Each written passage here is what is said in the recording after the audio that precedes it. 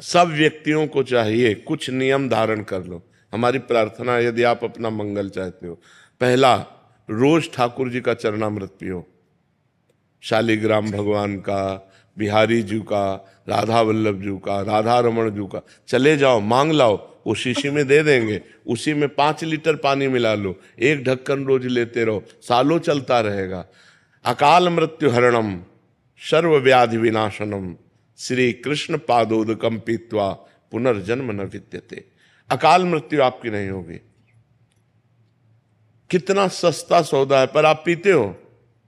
आप विचार करके देखो, सब लोग पीना, शराब जरूर पियोगे, चरणामृत नहीं पियोगे, जो तुम्हारा मंगल कर। अकाल मृत्यु हरणम, अकाल मृत्यु नहीं होगी जो चरणामृत पीता है। सर्व व्याधि विनाशनम, समस्त रोगों का नाश करने की सामर्थ्य चरणामृत में।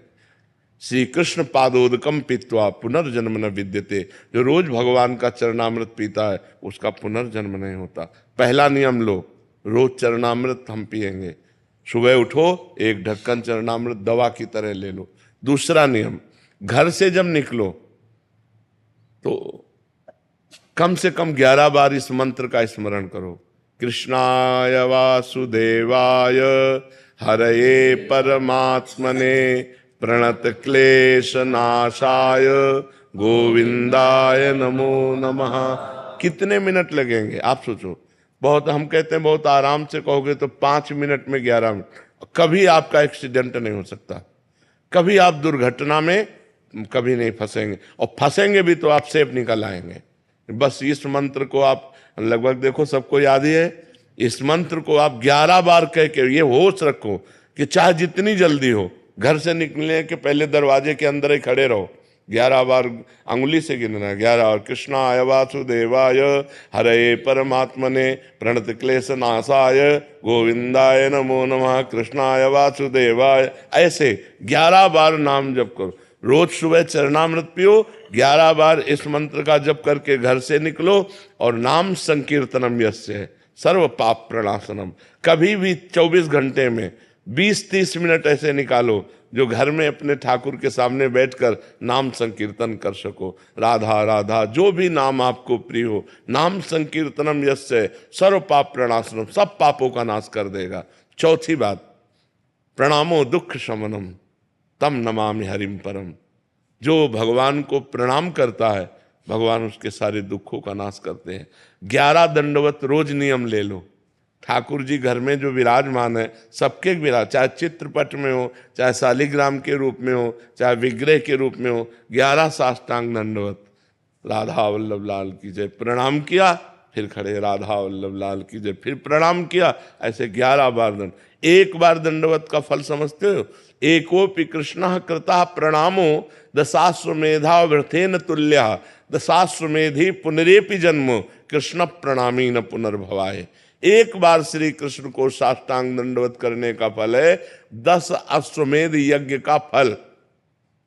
लेकिन 10 अश्वमेध यज्ञ का फल पाने वाले को पुनर्जन्म होगा, वो अपने यज्ञों का फल भोगेगा, पुनर्जन्म। कृष्ण प्रणामी न पुनर्भवाय, कृष्ण को जो प्रणाम करता है उसका पुनर्जन्म नहीं होता। ये हमारी बातें याद कर लो। पहली बात, रोज चरणामृत पियो। दूसरी बात, घर से निकलने के पहले 11 बार कृष्णाय वासुदेवाय इस मंत्र का जाप करो। तीसरी बात, नाम संकीर्तन 20-30 मिनट अपने घर में करो, जितना आनंद पूर्वक खूब डूब करके नाम संकीर्तन करो। चौथी बात, भगवान को 11 साष्टांग दंडवत करो। और पांचवी बात, वृंदावन की रज ले जाओ, जरा सी रज माथे पे रखी रहनी चाहिए, अपने बालों के बीच में जरा सी रज, वो हमारे सर माथे रहेगी ना। जो रज शिव सनकादि की आचत, सो रज शीस चढ़ाऊं, किशोरी तेरे चरणन की रज पाऊं। ये वृंदावन की जो रज है, ये ब्रह्मेश्वरादि सुदुरूह पदारविंद श्रीमद पराग परमाद्भुत वैभवाया सर्वार्थ सार रसवर्षि कृपार्ध दृष्टेश तस्या नमोस्तु वृषभानुभुवो महिमने। ये हमारी 5 बातें याद कर लो, आप सदैव सुखी रहोगे। 5 बातें, उठते बैठते चलते फिरते राधा राधा राधा, और ये 5 नियम धारण कर लो। समझ में आ गए?